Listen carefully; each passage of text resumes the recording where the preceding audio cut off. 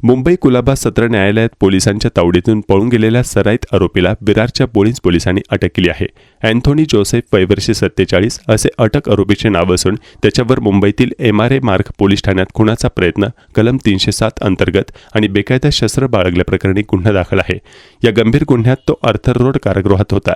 मिळालेल्या माहितीनुसार 7 एप्रिल रोजी आर्थर रोड कारागृहातून आरोपी अँथोनी जोसेफ वय वर्ष 47 याला सुनावणीसाठी कुलाबा सत्र न्यायालयात नेण्यात येत होते.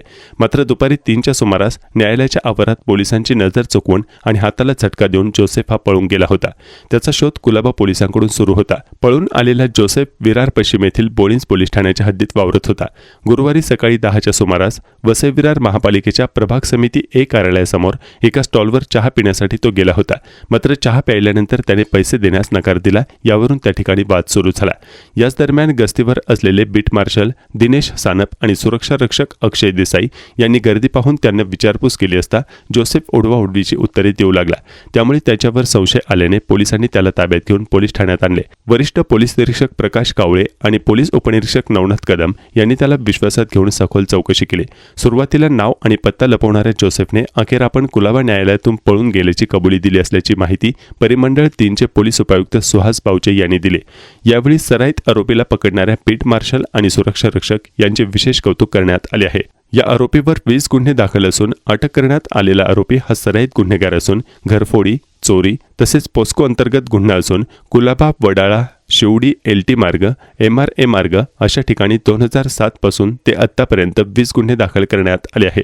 याशिवाय 2007, 2012, 2019 आणि 2022 या दरम्यान आरोपीला 4 वेळा तडीपारही करण्यात आली असल्याची माहिती पोलीस उपायुक्त सुहास पावचे यांनी दिली.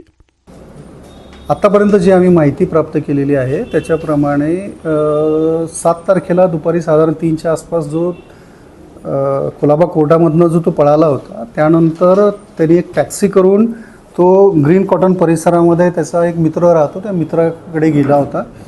मित्राकडे गेल्यानंतर त्याच्याकडनं 500 रुपये घेऊन त्याच टॅक्सीने तो पुन्हा शिवडी स्टेशनला जाऊन त्यांनी मग ट्रेन पकडली आणि ट्रेननी तो वडाळा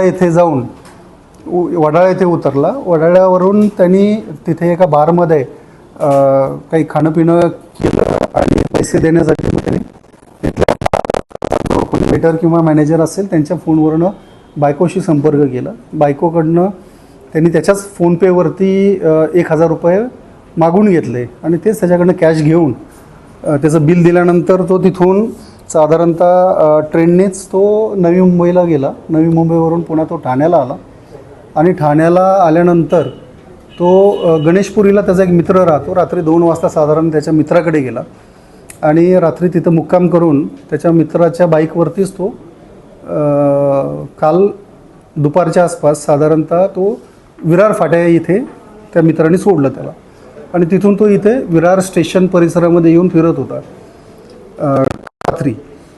आणि आज सकाळी त्याला भूक लागल्यामुळे तो चहा पाणी करण्यासाठी तिथल्या कॉर्पोरेशनच्या प्रभाग समिती कार्यालयाच्या समोरच्या टपरीवरती गेला आणि तिथे त्याकडे पैसे नसल्यामुळे त्या टपरीवाल्याबरोबर त्याचे वाद चालू होते.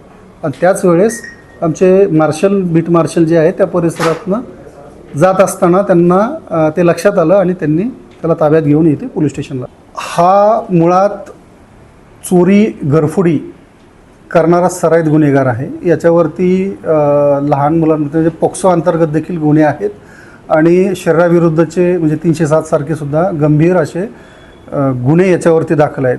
विशेष म्हणजे अगदी सराईत आणि क्रूर पद्धतीचा असा हा आरोपी आहे.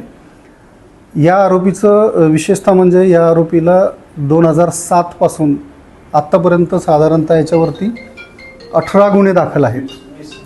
20 गुन्हे याच्यावरती दाखल आहेत आताचे लेटेस्ट सगळे एकत्र करून. आत्तापर्यंत 4 वेळेस 2007, 2012, 2019 आणि 2022 असे 4 वेळेस या व्यक्तीला तडीपार करण्यात आलेला आहे. 4 वेळेस या व्यक्तीला तडीपार करण्यात आलेला आहे. म्हणजे तो हार्डकोर असा क्रिमिनल आहे आणि अगदी कौशल्यपूर्ण आमचे जे ऑफिसर आहेत यांनी तपास म्हणजे त्याच्याकडे विचारपूस करून म्हणजे त्याचं नाव, आयडेंटिटी उघड केलेली आहे.